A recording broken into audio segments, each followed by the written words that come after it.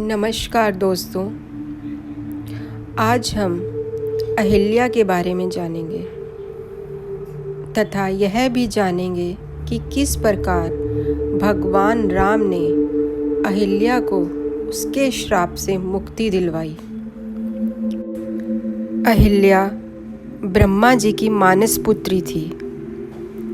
सृष्टि के निर्माता ब्रह्मा जी ने एक स्त्री का निर्माण किया जिन्हें वे अहिल्या के नाम से पुकारते थे।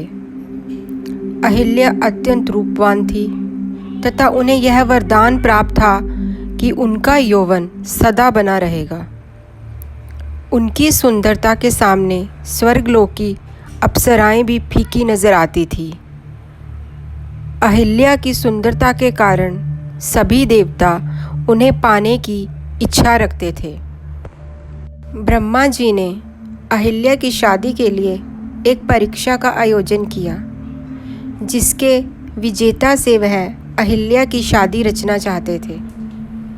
सभी देवताओं को निमंत्रण दिया गया।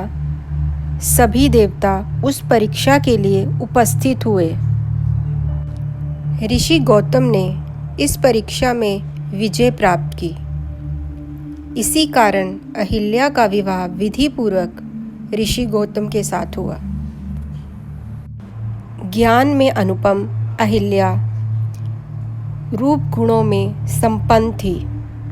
अपने अतुलनीय सौंदर्य और सरलता के कारण वे अपने पति की प्रिय थी। इसके साथ ही वे अपने पति के प्रति पूर्ण रूप से समर्पित थी, इसलिए उन्हें सती अहिल्या का नाम भी मिला था। दोनों ही पति पत्नी धर्म का पालन करते हुए प्रेम रस से परिपूर्ण दाम्पत्य का निर्वहन कर रहे थे। ऐसे अद्भुत प्रेम को अचानक एक दिन किसी की बुरी नज़र लग गई। यह बुरी नज़र थी देवराज इंद्र की, जो अहिल्या के सौंदर्य पर आसक्त होकर उनका प्रेम पाने के लिए ललायित हो उठा। इंद्र को ऋषि गौतम की दैवीय शक्तियों का समर्थन ज्ञान था। इसके साथ ही वह अहिल्या के पतिनिष्ठ होने के सत्य से भी परिचित था। इंद्र के पास इन शक्तियों से पार पाने का सामर्थ्य नहीं था, पर वह अहिल्या को भूलना भी नहीं चाहता था। वह स्वयं को संयमित कर सही अवसर की प्रतीक्षा करने लगा। इंद्रदेव अहिल्या की सुंदरता पर अत्यधिक मोहित हुए और एक दिन इच्छा के वशीभूत होकर इंद्रदेव पृथ्वी लोक में अहिल्या से मिलने चले आए। इंद्रदेव ने अहिल्या से मिलने के लिए एक योजना बनाई तथा चंद्रमा को उस योजना में शामिल किया कि जब ऋषि गौतम प्रातःकाल गंगा स्नान के लिए जाएंगे तो उस समय का लाभ उठाकर वह अहिल्या को प्राप्त कर लेंगे। योजना के अनुसार चंद्रदेव ने अर्धरात्रि को मुर्ग की बांग दी।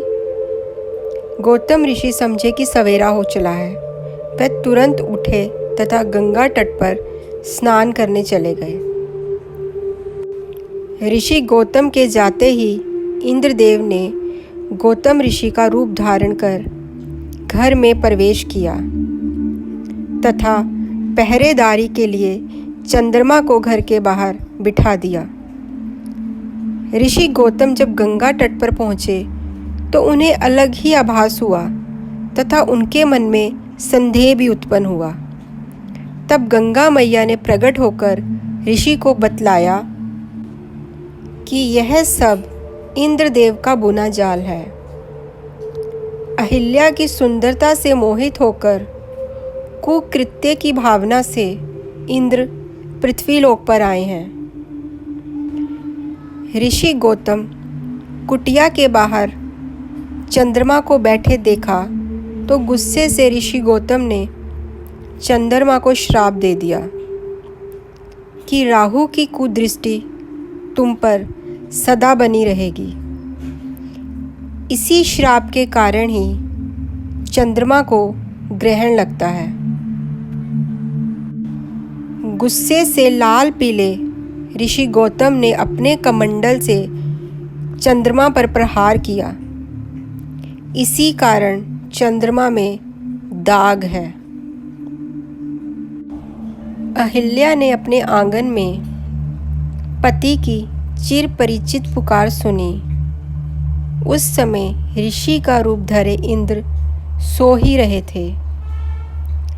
एक पल में ही अहिल्या को अनर्थ का ज्ञान हो गया।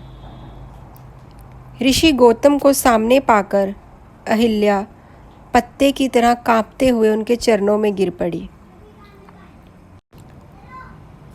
ऋषि गौतम के आने का आभास होते ही इंद्र भी वहाँ से भागने लगा। ऋषि गौतम ने तुरंत इंद्र को श्राप दिया कि पृथ्वी लोक में कभी भी उनकी पूजा नहीं की जाएगी। वहाँ से भागते समय इंद्र अपने असली रूप में आ गए। अहिल्या से सारा वृत्तांत जान ऋषि क्रोध में भर उठे और तुरंत ही उन्होंने श्राप दे दिया कि जिस स्त्री को अपने पति के स्पर्श का भान ना हुआ वह जीवित नहीं हो सकती। तन और मन से पत्थर की तरह कठोर व्यवहार किया है तो तू भी पत्थर की ही हो जा। ऋषि गौतम के श्राप और अपनी अज्ञानता से निराश अहिल्या ने तब अपने पति को रोते हुए समझाया कि आप इतने दिव्य शक्तियों से संपन्न हैं, आप मुझे अकेला छोड़कर गए और बीते 6 माह में आपको एक बार भी आभास ना हुआ कि मेरे साथ कोई छल कर रहा है। मैं तो एक साधारण स्त्री हूँ, मैंने अनजाने में अपराध किया है। भले ही मैं पुराए पुरुष के साथ रही पर मेरा मन पवित्र है, क्योंकि उस पुरुष को मैंने आप यानी अपना पति जानकर ही अपनाया था। तन और मन दोनों से ही मैं अपने पति के साथ ही थी। अहिल्या की कोई गलती नहीं थी, उनके साथ तो इंद्रदेव ने छल किया था। परंतु क्रोध के आवेश में ऋषि गौतम ने अहिल्या को अनंत काल तक शिला का रूप धारण करने का श्राप दे दिया। परंतु जब ऋषि गौतम का गुस्सा शांत हुआ तब उन्हें यह आभास हुआ कि इस सारे प्रकरण में अहिल्या की तो कोई गलती ही नहीं थी। उन्होंने जो श्राप अहिल्या को दिया था उससे उन्हें काफ़ी दुख हुआ, परंतु वह अपना श्राप वापस नहीं ले सकते थे। तब उन्होंने अहिल्या की शिला से कहा, जब तुम्हारी शिला पर किसी दिव्य आत्मा के चरणों की धूल स्पर्श करेगी तब तुम अपने असली रूप में आ जाओगी। इतना कहकर ऋषि गौतम वहाँ से चले गए। युग बीत जाने पर ऋषि विश्वामित्र राक्षसी ताड़का वध के लिए अयोध्या से प्रभु श्री राम एवं उनके भाई लक्ष्मण को अपने साथ लेकर आए। ताड़का वध के बाद भगवान श्री राम की नज़र वन में एक तरफ वीरान पड़ी कुटिया पर पड़ी। प्रभु श्री राम वहाँ गए तथा अपने गुरु ऋषि विश्वामित्र से पूछा, गुरुवर यह अत्यंत सुंदर कुटिया किसकी है जो इतनी वीरानी है? प्रतीत होता है कि युगों से यहाँ कोई आया गया नहीं है। कोई पशु पक्षी भी इस सुंदर कुटिया में नज़र नहीं आ रहा। आखिर इसका क्या कारण है? इस रहस्य को बताइए। तब ऋषि विश्वामित्र ने कहा, हे प्रभु, यह कुटिया वर्षों से आपके आने का इंतज़ार कर रही है। इस कुटिया में आप जो शिला देख रहे हैं, यह आपके चरणों की धूल का युगों से इंतज़ार कर रही है। भगवान श्री राम ने ऋषि विश्वामित्र से पूछा, आखिर इतने वर्षों से यह शिला क्यों मेरी चरण रज का इंतज़ार कर रही है?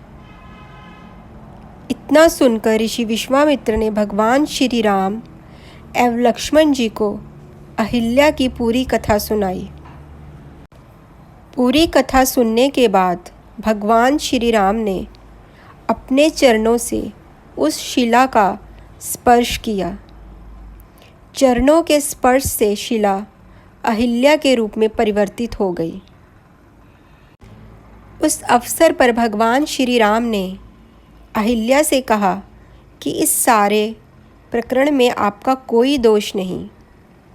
अब ऋषि गौतम भी आपसे क्रोधित नहीं है तथा अहिल्या के वास्तविक रूप में आते ही वीरान कुटिया में भी फिर से बहार आ गई थी। पक्षी चहचहाने लगे थे। इस प्रकार भगवान श्री राम ने देवी अहिल्या का उद्धार किया। सभी योगी जन इसी राम नाम का जाप करते हुए परम सत्य को पाने के लिए प्रयास करते रहते हैं। राम नाम रहस्यपूर्ण व गूढ़ होने पर भी मधुर, मनमोहक एवं कल्याणकारी है। राम नाम का जाप करने से अहिल्या की भांति ही सबके कष्ट दूर हो जाते हैं।